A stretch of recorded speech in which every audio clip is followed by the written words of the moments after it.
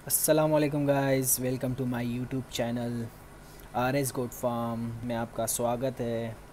अगर आपको वीडियोस पसंद आ रही है तो प्लीज़ सब्सक्राइब और लाइक करना ना भूलें।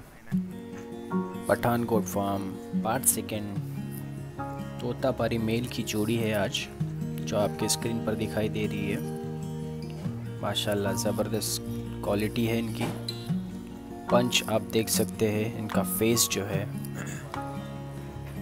माशाल्लाह बहुत ही खूबसूरत है। लोकेशन आपको पता ही चल गई होगी, गाज़ियाबाद मुरादनगर से है।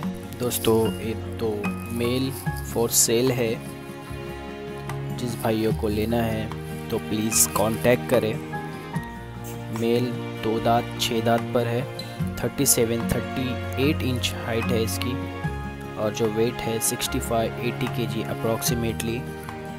पठान गोट फार्म, सलमान पठान, इनका नंबर मैंने स्क्रीन पर दिया हुआ है। और पठान गोट फार्म पर बीतल और तोतापारी नस्ल के किड्स भी अवेलेबल है। अगर किसी भाइयों को कुर्बानी के बकरे लेना है और ज़्यादा क्वांटिटी में लेना है तो प्लीज़ सलमान पठान से कांटेक्ट करें।